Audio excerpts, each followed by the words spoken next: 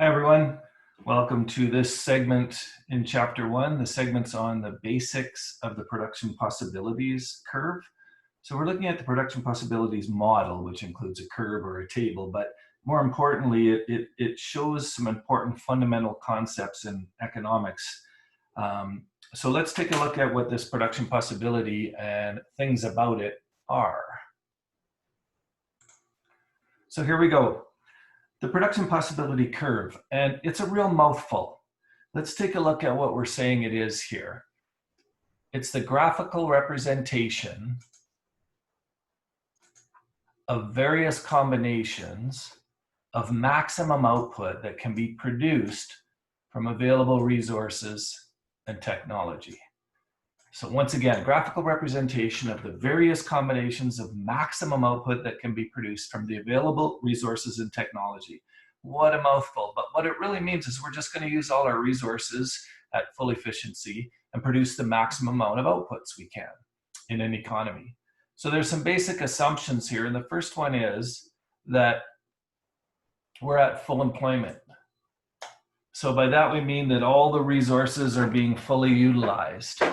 We'll discuss this later on, what full employment actually is, but we're saying all the resources are fully utilized. Land, labor, capital, and entrepreneurial spirit are all fully utilized on this production possibility curve.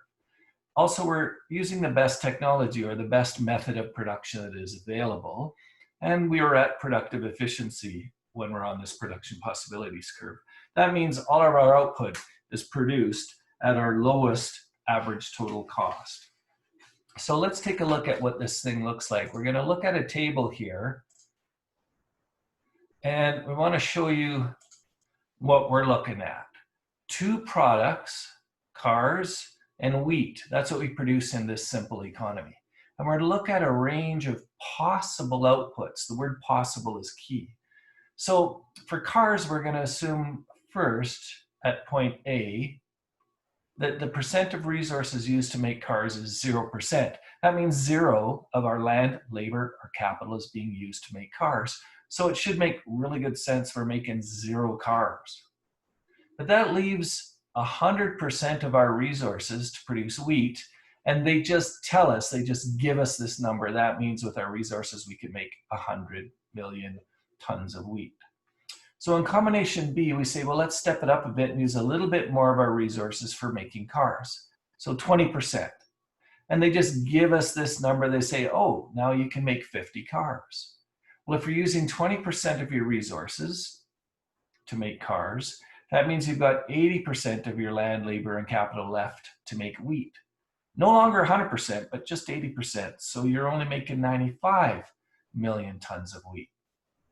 So then down here at point C, we're saying, well, let's try this again. What if we're using 40% of our resources for cars? We can make 90 cars. That leaves 60% of our resources, and we can make 85 wheat. These numbers are just given to you, right? We're just looking at them logically. So then we go down to 60, 80, and say at point F, we're looking at 100% of our resources to make cars. We can make 150 cars. That leaves 0% of our resources to make wheat. So we can make 0 wheat, of course. So really, we're interested in a couple things. We want to look at these 6 points on our graph.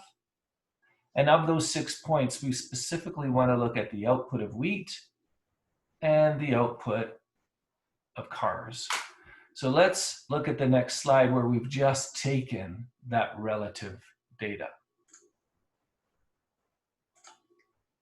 So here we are, where we're looking at cars and wheat. So we've got our cars. Point A, we've got 0 cars. And for wheat, we've got 100 wheat.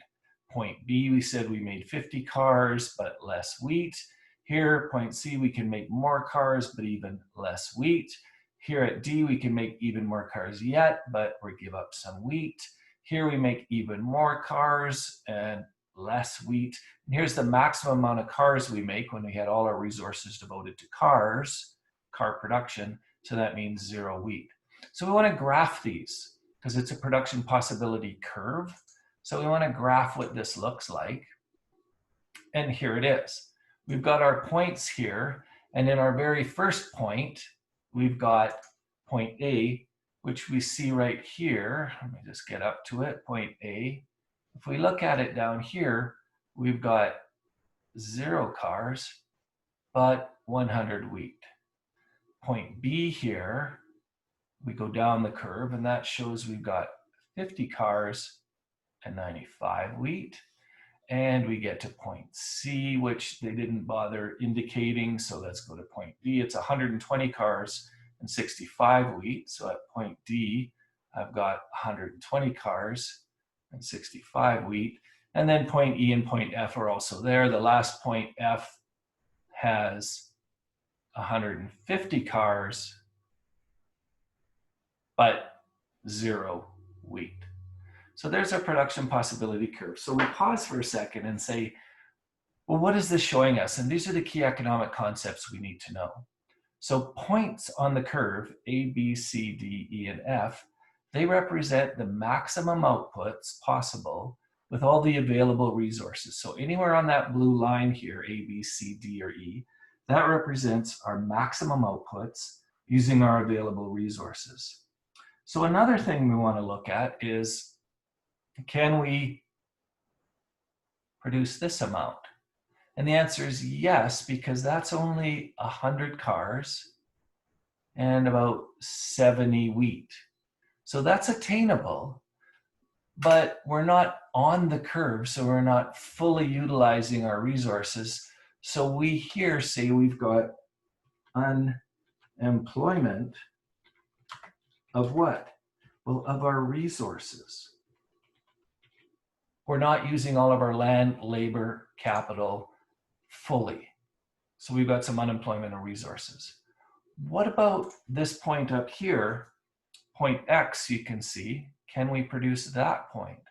Well, the first thing we should consider is that, well, we're outside this blue line, so that's unattainable. We're not able to produce that. But let's look at a little bit more detail.